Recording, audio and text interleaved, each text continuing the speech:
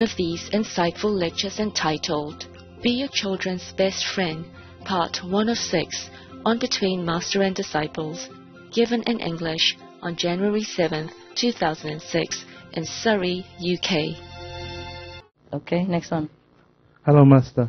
I told my wife, I said Master was there, and she said that you're really stubborn, and I said that after all this time that I've been practicing, even if you had some doubts, you should by now know that Master is good, she's okay. Mm-hmm. And she's agreed to get initiated. Uh-huh. Congratulations. And I also got some more good news for you. My son, he got half the child initiation. And he didn't practice. And he was a teenager, very rebellious, smoking and drinking and lying and stealing and drugs, everything. Oh God, drug, no. You have to watch it. You have to say no. No, I did. I was fighting with him a lot. Okay, and then what happened created a lot now? of trouble. But anyway, eventually he nearly failed his exams, and all of a sudden he realized that he would be stuck in this place where he doesn't want to be. He can go a lot further. So he cleaned everything up. And then slowly we kept encouraging him to come and meditate with us. But I didn't, because a lot of people pressure the kid to come and get initiated, but they don't really practice. I understand. For him, I said, if you meditate every single day for 6 weeks, then maybe I will consider putting your application for initiation. But first off, for 6 weeks, he meditates every morning and come and meditate. But I always treat him, what he says, very, not that I believe it 100%. I'll see when he does it. Okay. And then... so he does. He meditates, and then this time when I went home, I said, if you read the 5 books, Key of Immediate Enlightenment 1 to 5, and if you read the Master's Magazine every month, and if you go to a group meditation whenever you get a chance, then I will put in your application. And he also agreed. Okay. So you have 2 of those people. Yeah, good. Yeah, fine. I'm sorry to be so strict with him, but I know that he's lazy. Yeah. And I want to, because I don't want to waste your time with him or his time with you. Very good. So I have to make sure. Very good. If he does just half of what you said, then he can be initiated. Okay? Okay, fantastic. I walk halfway. Okay, fantastic. Thank you, Master. But he's a good boy. He's very happy now. I understand. And when I went home, he looked very blessed and very happy. Yeah. Actually, he's a very good boy with a good heart, but he's trying to learn to be bad. No, it's not that. It's not that. It's just a peer pressure. You understand? No, I do understand very well. I tell all of you, parents, because your words really does matter. Many parents, they don't say anything, or they say very little, so the child doesn't think that it's really that important to stay away from drugs. You really have to say no. You have to tell him what the damage will be done. You have to repeat again and again. In a nice, presentable, logical way. You have to say no. Okay? Just don't say let it be whatever, natural. It's not like that. Because when the kids go out there, they have hundreds or thousands of bad influences waiting for them in every corner, and they're vulnerable. They're kids. You have to say no. You have to walk with him all the steps, all the way. Every day, talk together like friends, okay? And don't scold him for every little mistake or the things that he does. But encourage him and tell him this is no good. You have to stop it. It really matters to your health, your future, and to the family. You tell them that you don't feel good. You feel really bad about it. You have to tell your feeling. Because kids, they don't understand. Sometimes if you don't say or you don't be too strict to them, they think you don't care even. You don't care whether they live or die, they're good or bad, so they just feel rejected, neglected, and then they get worse and worse so that to get your attention. So if you pay attention to them nicely, proportionally in the beginning, not like spoiled, over attentive, but be like a friend, and then they confess to you everything, then you will know what they're up to and what the friends are up to. They have to trust you. And then they tell you everything, then you can know where they stand, and then you can know what to help them. Yeah? Because they're out there, they're very alone. You think they're your children and they're protected. No, when they're outside in the school, they're not protected. Sometimes they're bullied in the school and they don't dare to tell you. And sometimes they do this, do that, just to be in the company of other gangs. Otherwise, they'll be cast out as no good, as sissy. And then these names are very painful to teenagers. So you have to tell them what's good, what's bad. And it doesn't matter about the name. You have to be their supporter, be their friend, that they can lean on you, that they can trust you, so that the whole world doesn't matter to them anymore. And then they cannot cast a shadow on your children, because the bad society still exists, yeah? Especially kids, other parents don't know how to teach them, and then your kids get bad influences from them, and they all infect each other. You have to plant your feet firm. You have to say no, even if he doesn't like it. He will. You have to say it in a logical way and loving way, yeah?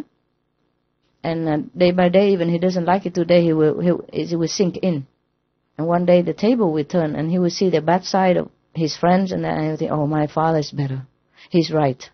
Look at you now. You're drunk and you're that, and look at what happened to you. My father is right. I don't want to be like you. One day, even if he's already badly influenced, but your influence still counts better than no influence. Especially you have power as well, eh? So, have to say no to all the bad things that the kids want to try and experiment. And even in something sensitive like a sexual issue, you have to sit down and talk to them. Maybe they know a lot more than you do already. But then you have to know what they know in order to guide them.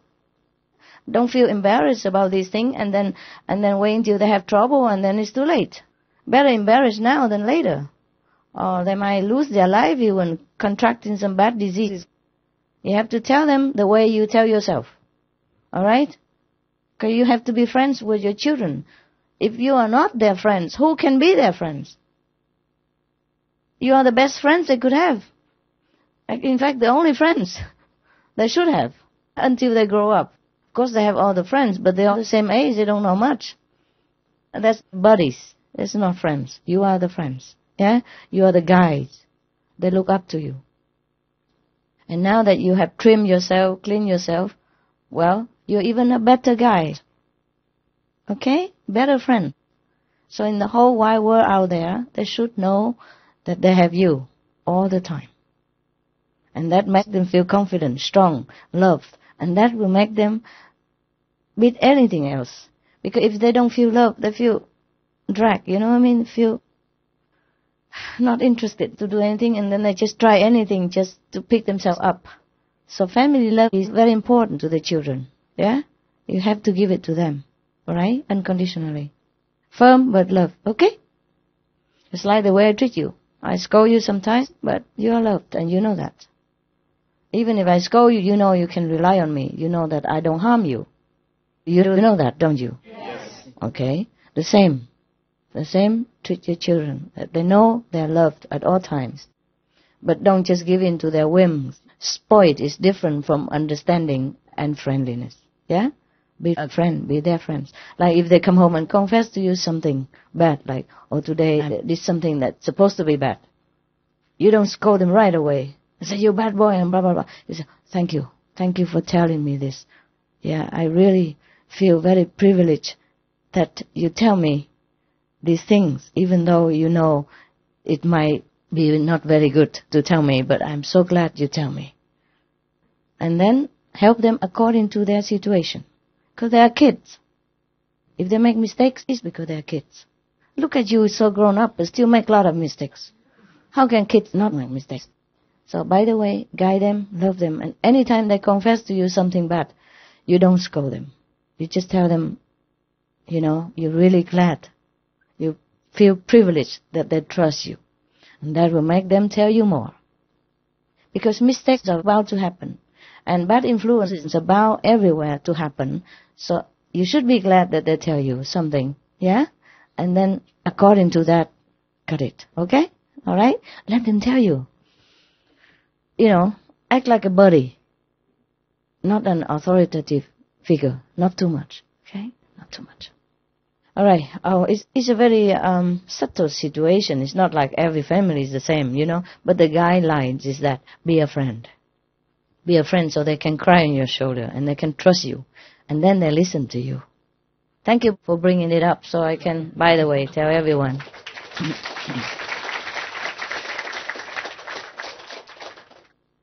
There's lots of programs on TV now that show you how to deal with teenagers and children. Yes. And when I grew up, we didn't have these skills. Yeah, okay. But now, I think with my son, there was a turning point one day where... a what? A turning point. Okay. I always used to say to him, look, drugs are bad and you should stay away from them. But he was going out all the time. Mm-hmm. And some of the times we were fighting quite viciously with each other.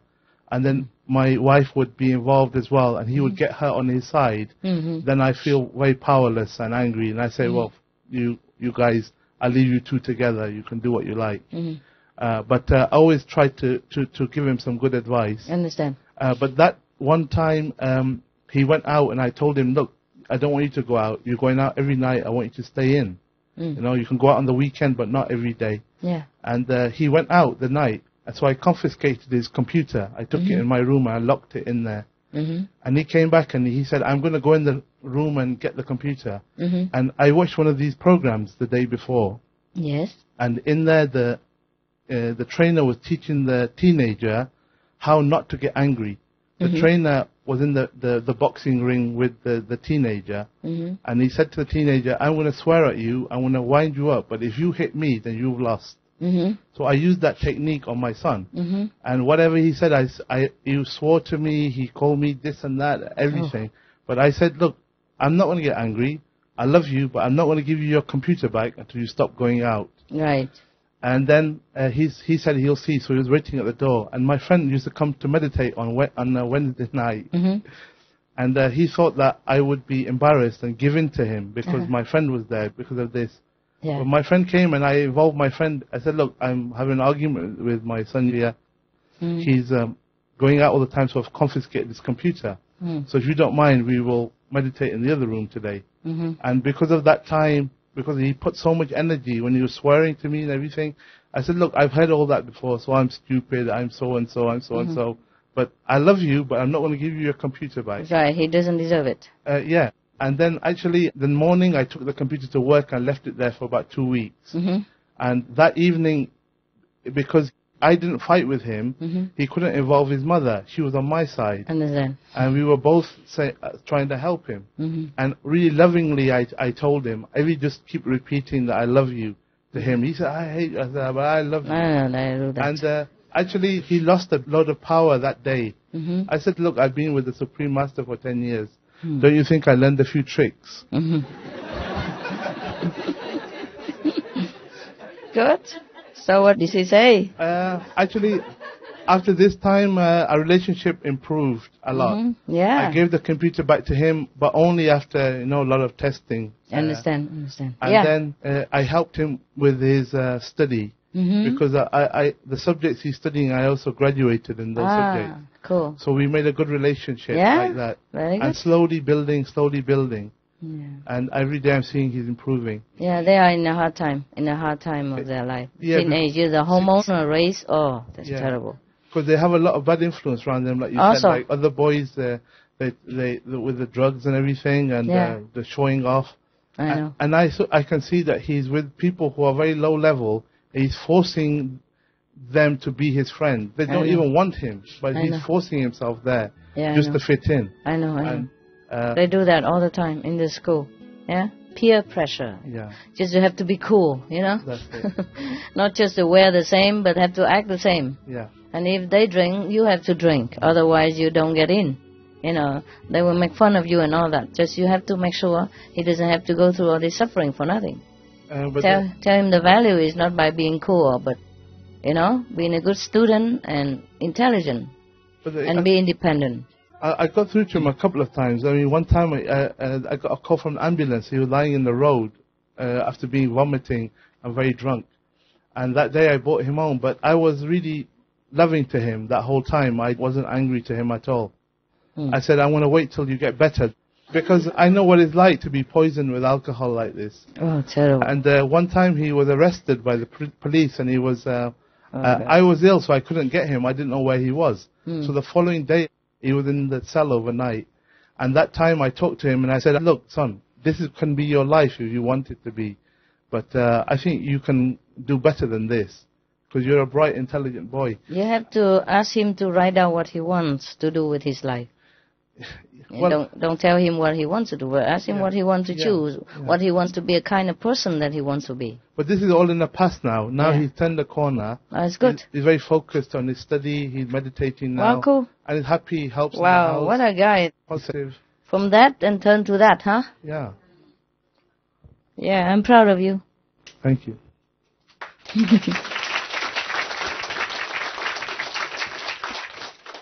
It's also your work that you have made it, yeah? Whew. Family, hey? I tell you. I was also initiated when I was quite young, and I also went through the peer pressure, everything at school. I've done like most of the things that he was talking about. And then my life turned around, and then I did have meditation, and I knew he was always by my side. I knew he was also always in here with me. Then my life turned around and I started meditating. And then everything in my life was just so amazing. Like when I was young, I wouldn't walk outside and like I would smile because the sun was out. Mm-hmm. And I was just so overwhelmed that I had you with me. And I know that every day that you'll always be with me. Sure. Every day. And I just wanted to let you know that I really appreciate everything you've done for me. Sorry, I love doing that. And I love you. Thank you. I love you too. You're such a good kid. Such a good kid. Yes. Thank you, God. Thank you so much for everything you've done. Oh, I understand you also, okay? I understand you guys and the teenagers, you know? Very lonely outside. You think they have peers, they have friends, but they're very lonely. You know, the ones who are not lonely are the aggressive ones. You know, the bully one in the school, like a gang, you know, leader. And then they make every other kid do what they want. And then they pick on other kids, you know, like you too fat, you too skinny. They call you names and they make you feel like you are nothing, like you're the worst in the class and everything like that. They will make your life like hell. So you, the parents, have to understand the kids have problems. It's not just throwing them in the school and then you have nothing. You have to understand their problems as well, yeah? And sometimes they even gang together to harass one person, one kid. And then they come home, of course, they're depressed, yeah? They don't know what to do. And they can't even tell their parents. Sometimes they can't pinpoint the problem. They just feel bad. And they couldn't even tell you because they don't know how to express the things in school. Also, they feel powerless and they feel also embarrassed to even tell you, yeah? So if you're not a real buddy, they won't tell you their problem because of pride as well. Teenagers are more proud than all of us. Yeah, that is the time they develop their confidence. And all their friends, so-called buddies and classmates, just throw stones at them, and of course they feel destroyed. So you have to be there for your children, huh? You already made a choice to be married, yeah, to have children. So you have to be responsible, yeah? You have to be there for your children. Of course you meditate and all that, but you have to be there for your children. You have to know it's very difficult for them to grow up without the love of parents and family. That's very important for them to feel loved, no matter what. They have to really feel it, yeah? They have to really feel it. Otherwise, in the school they're bullied. At home they don't feel wanted. You know, they don't feel cared for.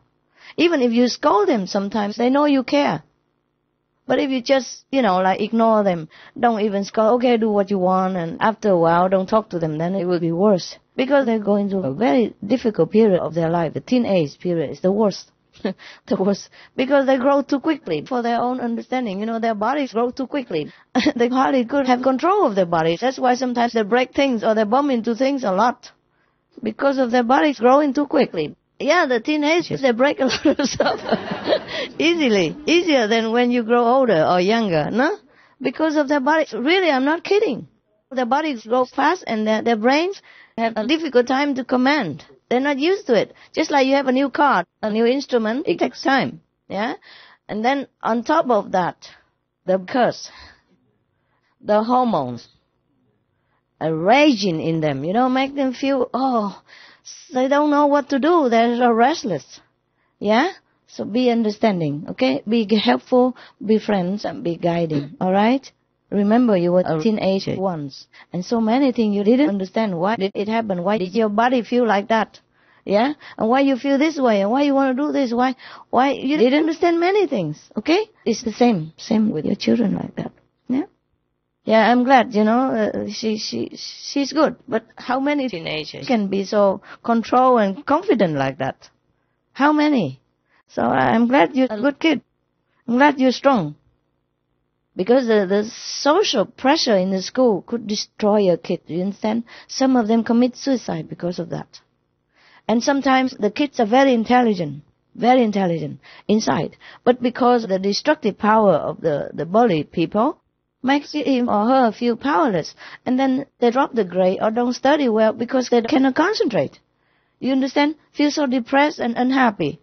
So their intelligence is also ruined. Do you understand this? So your kids, sometimes they have a lower grade or suddenly drop. You have to understand why. Huh? You have to talk to him, okay? Bring him out to his favorite coffee shop. Yeah? And sit together 2 by 2. Or one together with, it depends on whom he gets on well with, yeah? Together with parents or just together first with the father. If she gets on better with the father, first with the father and then together and, and then go home and if he tells you to keep a secret, you keep it. It's very important that you give the promise to the kids. Yeah? If you want to buy him something and you promise, you do it. And if you don't do it, you better have a good reason. Otherwise, they don't trust you. Yeah? If you leak out a secret without telling him first, he won't trust you again, huh? And it's not easy to raise a family, but I'm glad that many of you do well. I can see that your family, good kids, even though they were going through a very difficult period of their life, because of you. You are the supporter, and you brought them into the good direction. They became good, and they could sail through this troubled water with flying colors. That's the best way to bring your child up. It's very good. So I congratulate you. It's good for the whole family, huh? Package. Package deal, huh? Yes, I'm very proud of you.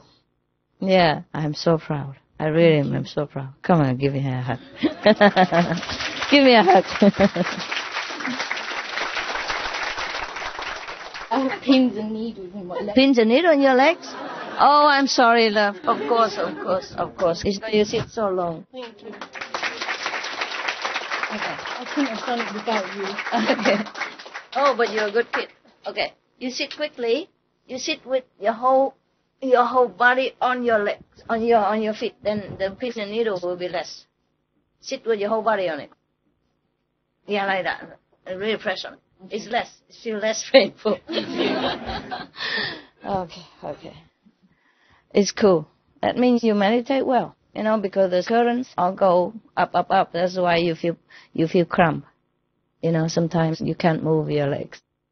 So be careful if you want to stand up. Make sure. Testing. Yeah, because it happened to me, It happened to me sometimes. I just wake up from meditation or even from sleep or even just sit somewhere long. And then I want to walk and then I fall because the body is gone. Or half of it is gone. And then I fall. Where's my leg? Yeah, so be careful, eh? After you wake up or out of meditation, test first. Is it working? We could forget, We could forget. That's why we shouldn't sit on a high chair and meditate. You might fall. Yeah. That's the secret why all the Buddhas and yogis, they sit on the floor. Understand? There's even a law from the Buddha, a rule from the rule book. Don't sit on a high chair or high bed. Because of that. Yeah, yes. One night I was meditating and then I had pins in because when you wake up you don't realise. I got up and I fell straight on my back and my dad was standing at the door. And I realised I've fallen and then I've gotten up again and then my dad just walked off and the next morning I said, why didn't you pick me up when I fell over? Yeah. He said, oh, did you fall over? And then he just walked and he said, I didn't realise. And I said, I fell over because of the pins and needles. What a dad, huh? That's what a dad is for, huh? I tell you. It's not just your dad, love. It's men.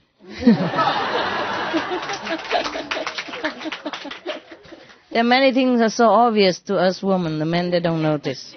I do hope that by my teaching example, they will improve. Your dad's already very good. I mean, at least he even listens when you talk. Yeah. And men don't have this kind of attentive ability as much as women, okay? So sometimes they do things like that, yeah? So obvious and simple things they don't notice, okay? So don't be mad at him, but teach him. Tell him next time if you see me like that, that means I need your help. I made a loud bang as well, yeah? And he still walked away. I don't know why.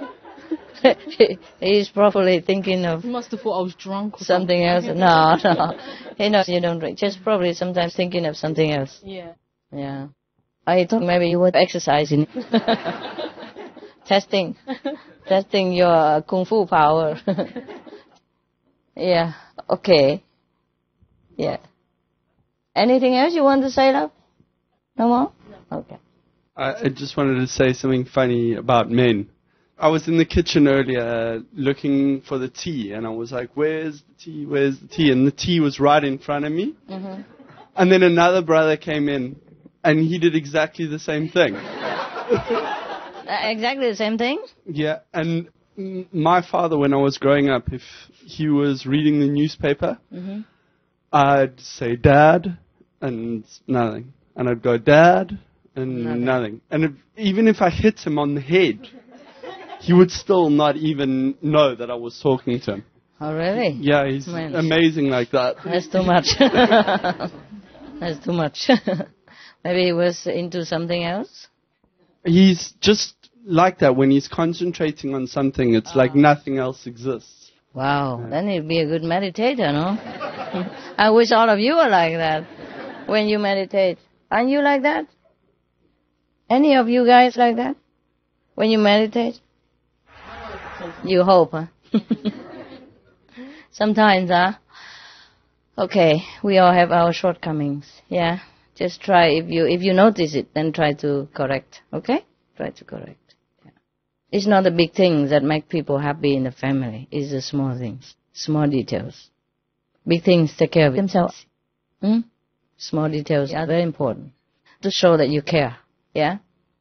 Like, for example, if you sit with your children for a few hours and talking, or playing with things together, it's even more important to them than you buy them a big toy and neglecting and not talking to them. Be firm, yeah? Don't spoil them. So the thing you did was good. You have to be strong when you need to be, yeah?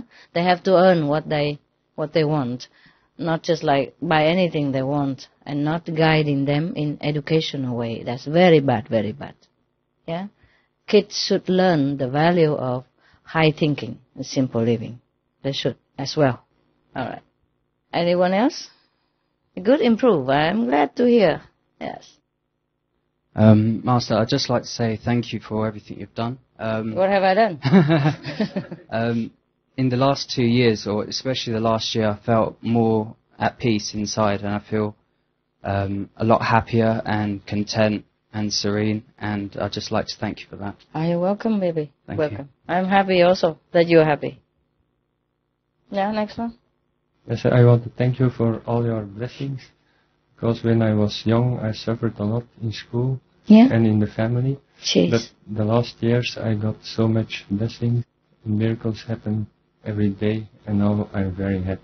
You're more confident now? Yeah, it could destroy you, I tell you, if the childhood was very bad, it could affect you the whole life, not just the childhood. It's very difficult to get your confidence back. Especially, they're so cruel in school, some of the astros. They pick on you, and they make you feel really that. Even sometimes you're not ugly, but according to them, you're ugly.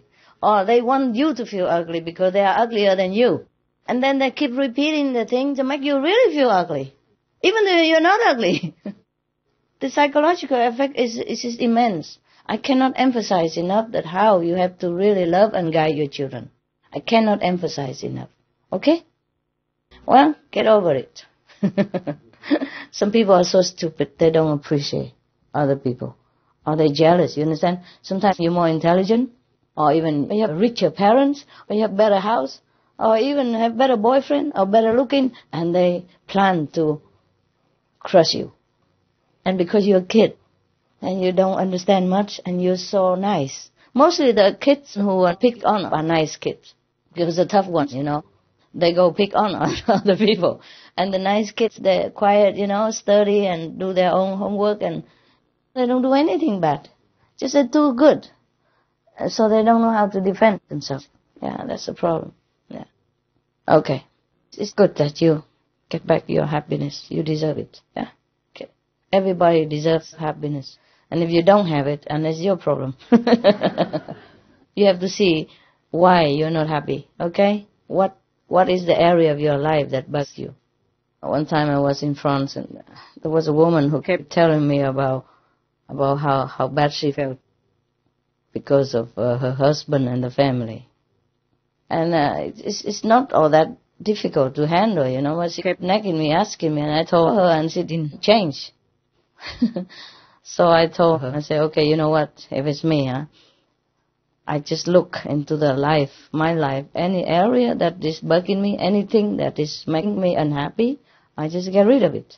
She said, what? Really? Everything? I said, anything. It's about husband. I said, if a husband bugs me, I sell him. If a car makes trouble, I sell the car. If the house troubles me, I sell the house. First I say, if the car troubles me, then I sell the car. And I say, if the house makes trouble for me, I sell the house. And she said, how about husband? I said, husband bothers me, I sell the husband.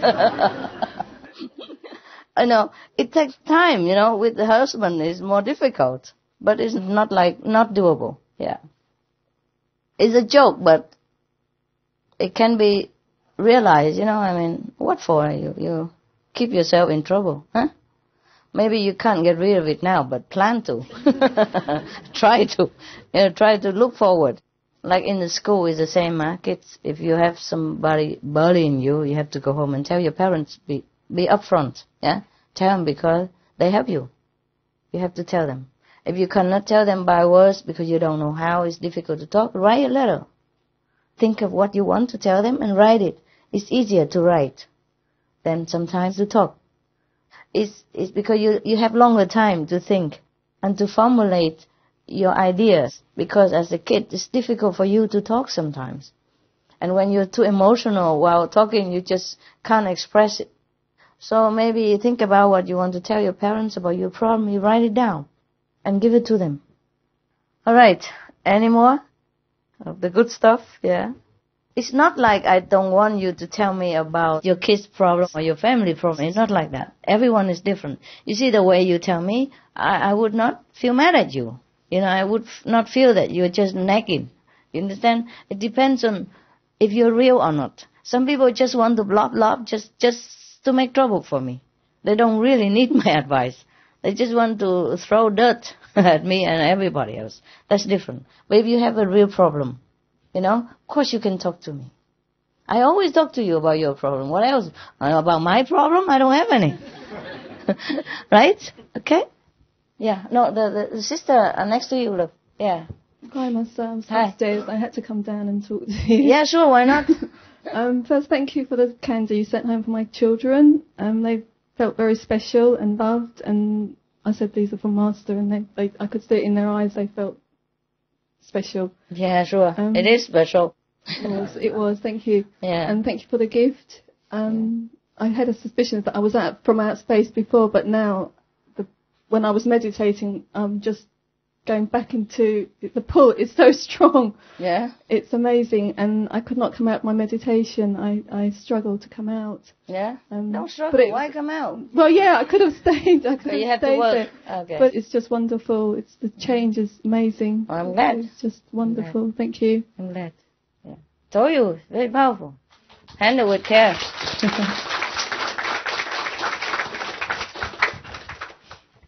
Okay. You don't have to always talk, If you need to, you talk. If not, don't. Don't have to. I'm just asking you in case you want to.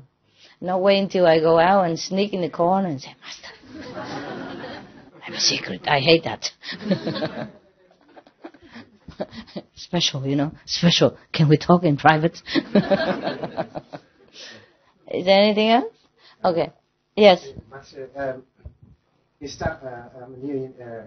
newly initiated. How will I get to do when I'm progressing? Will I feel any changes? You say we change from one level to another. You don't feel the change? Developing. Well, I do feel good when I'm meditating and doing meditation. Yeah. Sometimes it doesn't go too good. But I'm just, wondering if I'm progressing. You are, of course, no? Just sometimes slower than other times. If you feel good in all kinds of aspects in your life, that means you progress. It's not necessarily that you see the light. Because sometimes you go up so quick you don't see it. And when you go down, you're down. You don't see it. When you go up, your mind's all shut off, and you don't see it, so you think you don't. It doesn't matter. It's a soul business, okay? It's not a show business that you always have to see something. A soul business. All right. You're welcome. Yeah. If you're happy, you look like that, you must progress. I'm so happy. It's rarely I see a happy man around in the world, and most of them. Yeah. You look so happy. You must have progress. Yes. All right. Look into yourself, and you know you progress. Okay. Look. And you more lighted, feel more light than before, more carefree, yeah, more compassionate, more loving, more at ease with yourself. And you feel even before, sometimes some people grow up, don't feel good with themselves even, every practitioner has some special area to work on. You see, not always about the light even. Of course you have light, but sometimes because your mind just shut off and you don't know, or you go too quick or something like that, or you don't pay attention. But for example, sometimes you feel more confidence in yourself. Some people feel when they were kids, they were being harassed and they don't feel confident. But after meditation, at least they gain their confidence back, if not the light or anything. And they feel more in control. They feel more beautiful. They feel more accepting about themselves, even that. Even I'm not a psychologist or anything. I don't need to sit down and tell you, oh, you're beautiful. Look at your eyes. Look at your nose. It looks different from everybody else's nose. Look at that. So unique. Yeah, but then you feel it. Yeah, you feel, oh, I'm fat, but I'm beautiful. Yeah. I'm skinny, but I'm lovely. You just feel you are okay. And that's to begin with already. Understand? The same with man or woman. Because, let's face it, you're beautiful or not beautiful as in the eyes of the beholder only.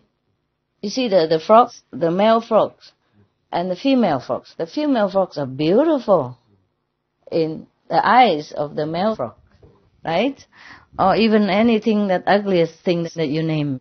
They're beautiful for someone. And that's all you need. You don't need the whole world to tell you that, oh, you're beautiful and you're Mr. Universe and all that garbage. Don't need.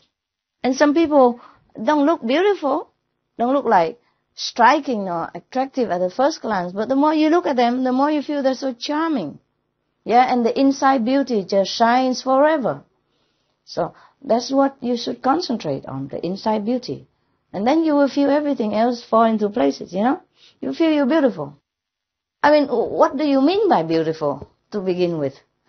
Everyone has two eyes, a nose in the middle, and a mouth.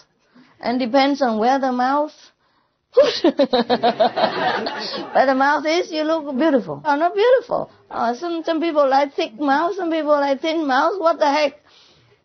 You don't have to look like the neighbors to feel that you're beautiful. You don't have to look like a model to feel sexy. You understand? It's all the attitude. It's all about attitude. Yeah, it's all in here. Really, it's like that. I'm too old already, right? I'm 50-something already. But you know how many men still like to look at me and turn their head? Yeah. Really, I'm not kidding. I'm not telling to boast to you. I don't care about this thing, but I'm surprised, Sometimes I'm really surprised.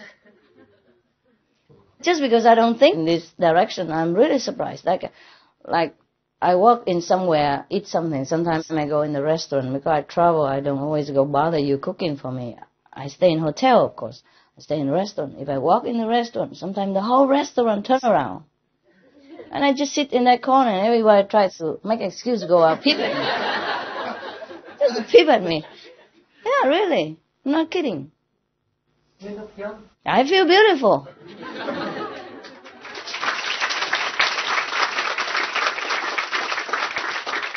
I don't feel like, okay, I'm the most beautiful woman in the world or anything, but I feel okay, you know.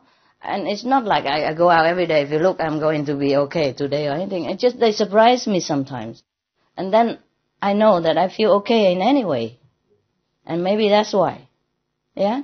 Because the world is not short of beautiful women. But I really make people turn around and look. And I don't know why either. It's not like I feel I'm very exceptionally beautiful or anything.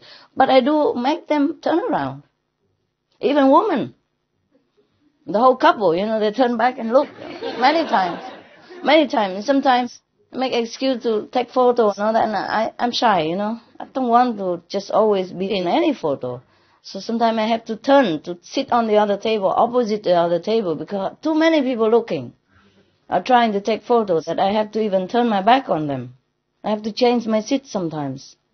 And sometimes if I sit with somebody else, I just say, move a little bit to the left. No, right, a little bit. Okay, try that. to block the gaze of other people. And I'm just, nobody, I'm not really that exceptional. Just, if you feel beautiful, you are beautiful. Really. Not like proud or arrogantly. You know, it's not that. Just you feel good with yourself. You feel at peace. Yeah? And you feel you don't need anything. You are okay the way you are. Whatever it is, you just feel fine. Then people really feel attracted to you. It's not about how you look. It's how you behave as well. And how you behave comes from inside. Right? So people just look at you and just love you. Now you know that yourself. After initiation and after meditation for some time, people do love you. Yeah? They do love you. Except those enemies from the past that come back and try to make trouble. But even them, they cannot help it but love you. They love you, but because of the past karma, they make trouble for you. But they love you in their heart. No? You feel more love than before. Yeah? People smile at you more often. Because it's your reflection. It is like that. There's nothing else I can tell you that you don't already know. Right? You have experience. So don't tell me you don't progress or all that garbage. Don't dwell on these stupid preconceived ideas of how you are and how you see. Don't look at these small negative traits that you still have. You know, see, every day write out all the positive things that happen to you, and then you see how much you progress. It's very easy. Or with your family, or with your relationship at work, or with friends, everything improves. Yeah? At least you improve. So it's not just about the light, eh? Okay? Yes. The light is within you. And sometimes people go to you and say, oh, you have a big aura on your head. No? Some people tell you, right? But do you see it yourself? No. See? Tell you. Well, this is good also. So your ego does come up. What if you feel you are saintly every day and walking out? Look at my halo. You don't see it? Ah, you're blind. Look again.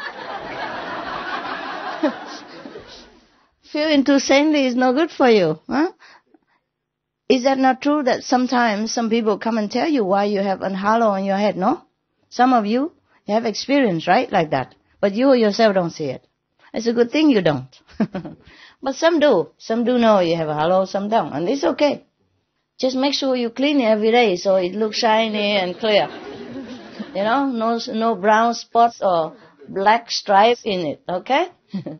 If you clean it every day, even if you don't see yourself, it is a mirror, a clean mirror, okay? Other people will see it. You don't need a big saint to see your halo. Some psychic people, yeah? And some people who have a gift from the past because they have been blessed. And they can see your aura. So you're not hiding anything. You can't. Just clean it every day, all right? Make it shine. I mean, make it come out. Make it come out. Your original nature is clear and crystal anyway. Just make it come out. Don't let the dirt of the world cover it, okay?